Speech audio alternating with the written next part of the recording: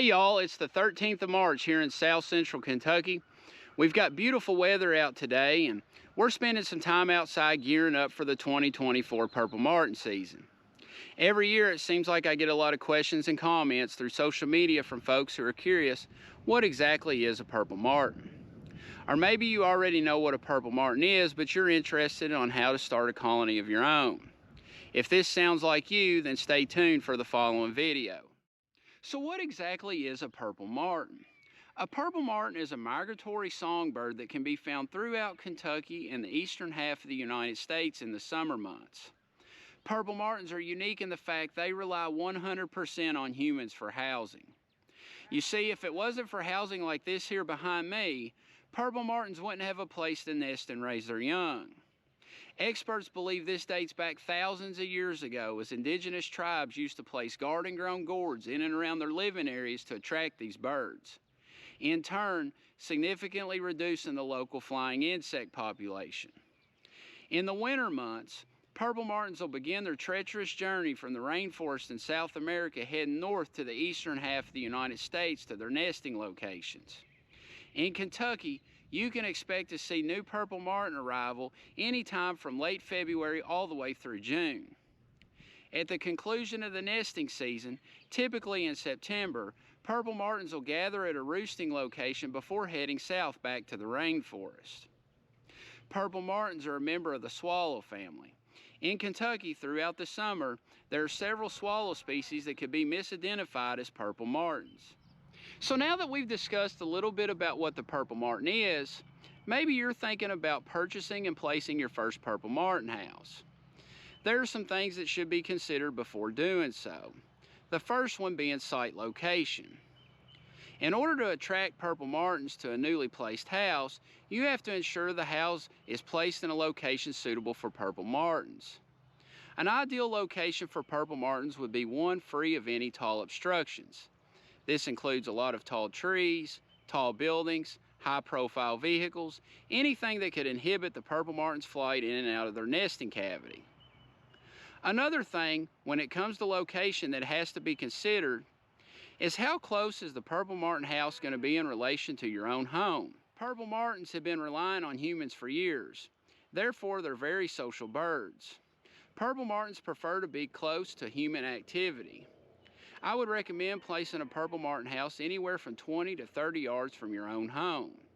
If you're placing a Purple Martin house at a school or maybe in a park, you would want to ensure that the house is somewhere where humans are going to frequent. So you found a good location for your newly purchased Purple Martin house. But there are some other things to take into account before going forward. What are the predators of the Purple Martin? And no, it's not your livestock. You see, 30 or 40 years ago, you could have simply bought a Purple Martin house and placed it in your backyard, and they would have managed to take care of it themselves. However, that's not the case today, thanks to two invasive non-native bird species, the European starling and the English house sparrow. Both of these species of birds are aggressive competitors to the Purple Martin and really any native species of bird found here in Kentucky. If these birds are allowed to be in and around your new Purple Martin house, they'll eventually kill young, crack eggs, and displace the adult Purple Martins. So in order to have a successful Purple Martin colony, you've got to find a way to manage these birds. Another type of predator to the Purple Martin are those that slither. In Kentucky, it's commonly the black rat snake. In order to have a successful Purple Martin colony, one that's free of snakes, you've got to ensure that your system has some form of baffle on the pole to prevent a snake from scaling to the top to get nestlings and eggs. And then the third type of predator, hawks and owls. If a hawk and an owl is able to access your Purple Martin house, they could clean out a whole colony in as little as a day. To prevent an owl or a hawk from accessing your Purple Martin site, you need to ensure that your Purple Martin house is placed far away from any tall trees. If a hawk or an owl has an access or a vantage point over the Purple Martin house, they could simply land in a tree and start ambushing Purple Martins from up high. So now I know what you're probably thinking. He's talked about the purple martin, where to place a purple martin house, and briefly discussed the predators of the purple martin. But why exactly should we care so much about a songbird that's been around for thousands of years? I mean, what is really the benefit of having a purple martin in my backyard?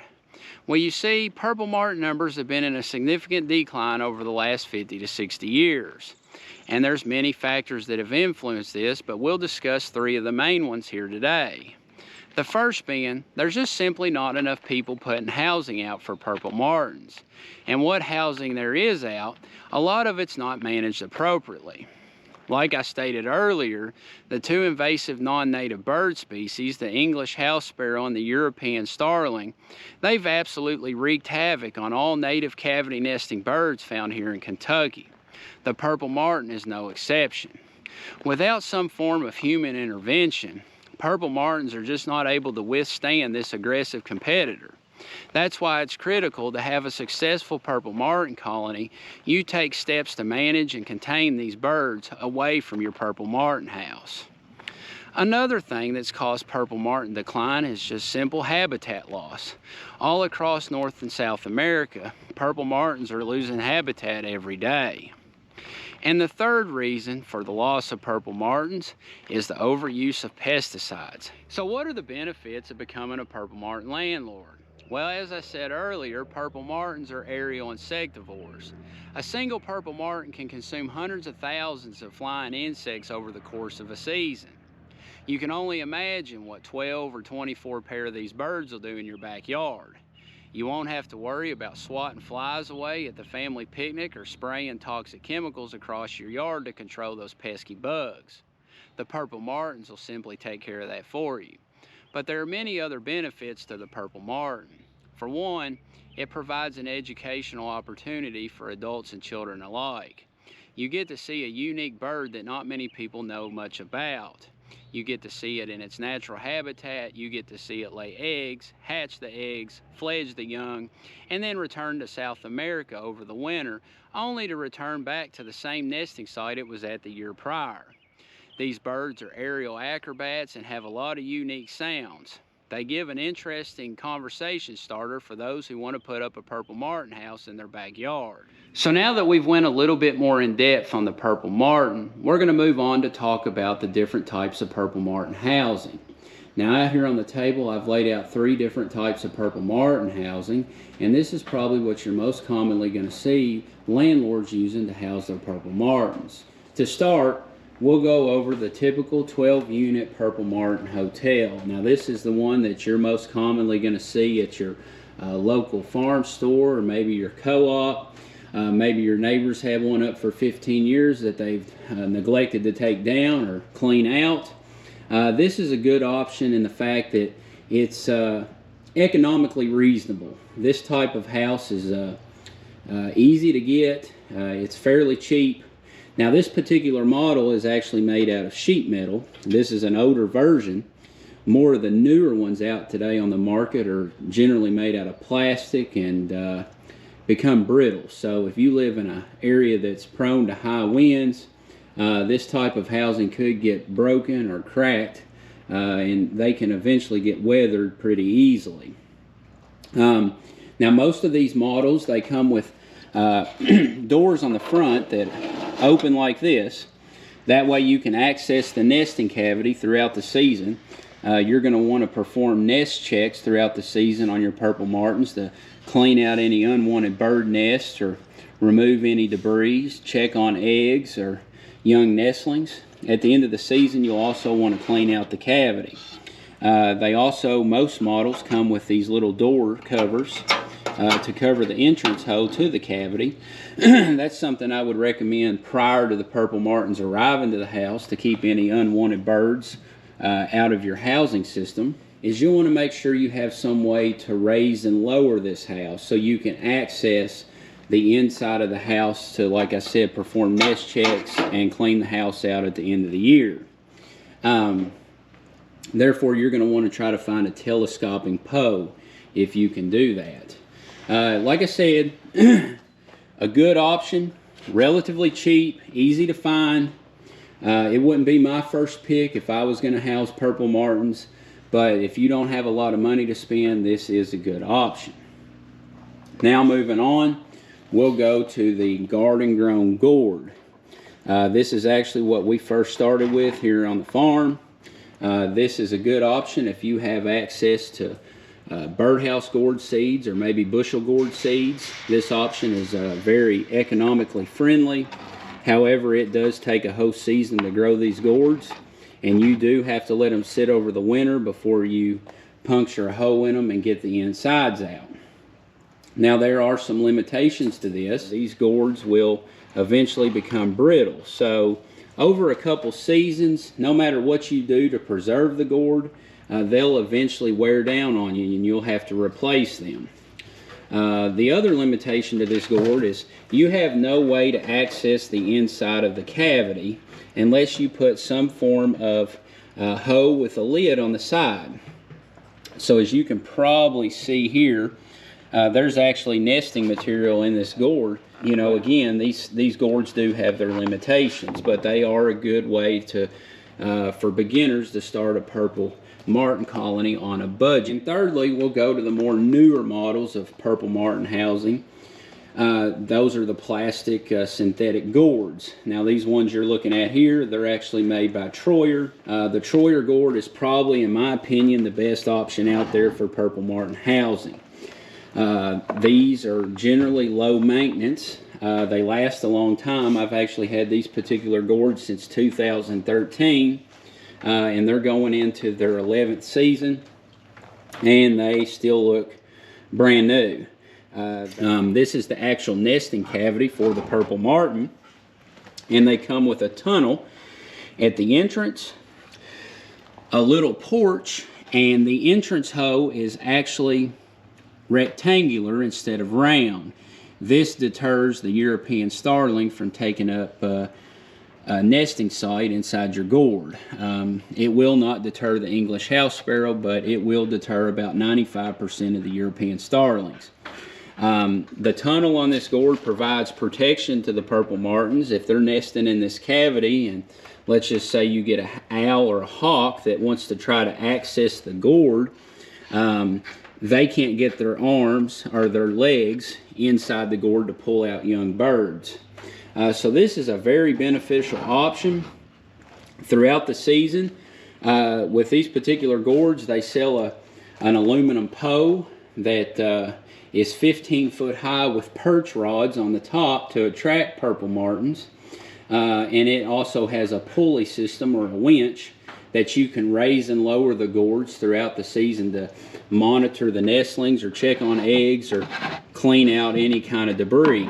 And you can just simply remove the lid, and you can see all around inside the gourd, check on birds throughout the season, and then just simply put the lid back on and raise the gourd back up in the air. Now, this is more of an expensive option. If you're running on a budget, you might want to go with some other type of synthetic gourd, because they do make cheaper versions of these synthetic gourds. They're just not the Troyer brand.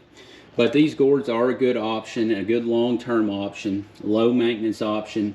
I've yet to find any negatives. The only thing I found is that they say these deter European starlings, but last year I did have a small European starling able to get through that entrance and access the gourd. So, but they will not deter English house sparrows. So those are the three types of housing options you have for starting your first purple martin colony. We're out here at my purple martin gourd rack. We just got done talking about the purple martin houses and the different kinds you can use. And I wanted to give you guys a peek at the type of setup I have. It's like I mentioned earlier, I use the Troyer gourds. These are the vertical gourds. Now, you can find synthetic gourds in other brands that might run at a cheaper price.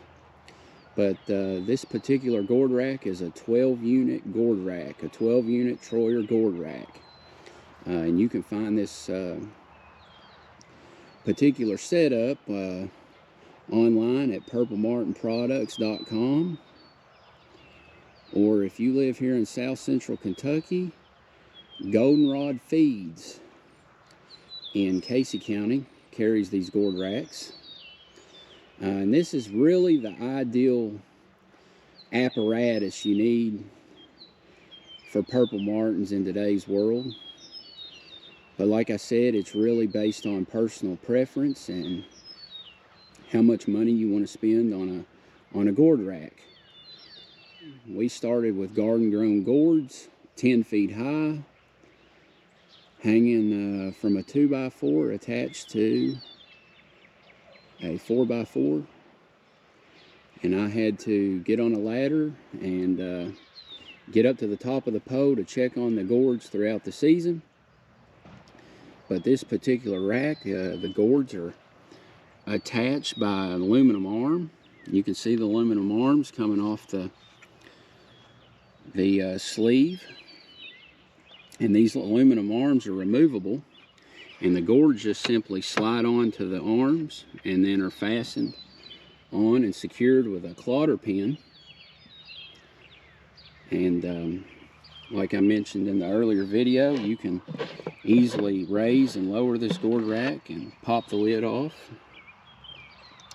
and check inside the gourd for nestlings or eggs, perform nest checks, remove any unwanted visitors. And you can see that 100-foot eastern white pine in the background. And that's not ideal, but it's 60 or 70 yards away from this gourd rack. Not ideal to have a tree that big this close, but that's the only tree that large here in the vicinity of the purple martin rack. The purple martin's got about a 340-degree flight zone in and out of the gourds. And you can see the perch rods on top of the gourd rack. The purple martins really like that. And it operates up and down with a rope and 2 pulleys. Some you get might operate with a winch. This particular model operates on a rope and pulleys. I have 2 of these. This one I purchased last year, and this is my second one, so I have 24 gourds. This is my second 12-unit gourd rack. Last year I filled all 24 gourds, 24 pair of purple martins, 48 birds. But I want to go over a couple things on attracting purple martins to your newly placed house, because that's something that needs to be discussed. You see, I tried to get purple martins for 2 years, and I had a lot of visitors, but none ever committed to my house or my gourds. And finally, on the 3rd year, I got purple martins to decide to stay. And there's a couple things you can do to help get purple martins to commit to your site. And one being is purple martins like to use pine needles or pine straw for nesting material. So at the beginning of the season, I'll go ahead and put a little handful of pine needles down at the bottom of the gourd. I don't know if you can see that, but I'll put a light handful of pine needles.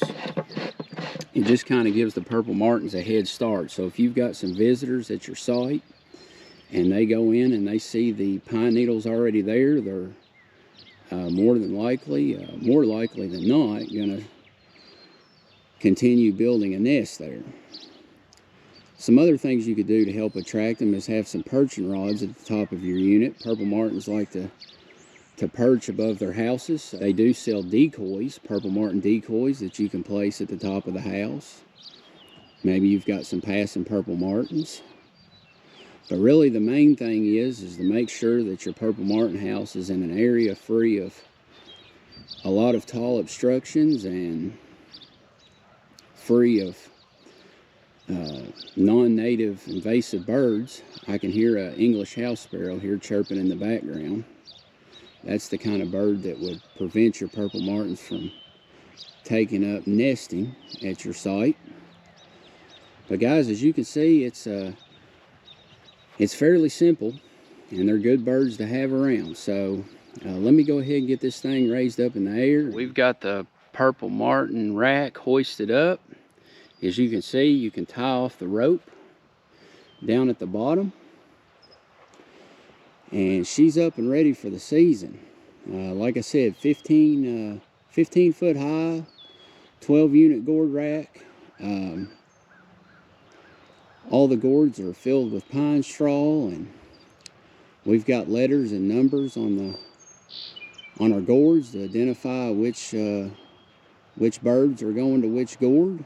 If you get an established purple martin colony, the birds that nested in those gourds last year will be the same birds nesting in those gourds this year. Purple martins are unique in that way that they return to the same housing every year, so long as there's no predators or anything that might cause them to abandon their site.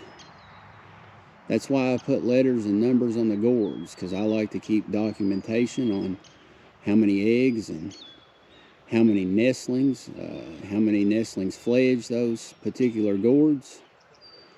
I like to keep data on the birds that are in the gourds. Now, that's not something that you necessarily have to do, but it might be beneficial. It's something fun for kids to do, and something good to kind of monitor. It kind of gives you a baseline of what each particular bird is doing every year. So there's the gourd rack, and it's ready to go for the 2024 season. I really appreciate y'all tuning in for today's video. It means a lot to me. Make sure you hit the like and subscribe button down below to stay notified on future videos we'll put here on the channel. I hope after today's video you've got a better understanding of the purple martin and why it's so important to help conserve this bird for future generations to come. And maybe you're one step closer to attracting this beautiful bird to your backyard.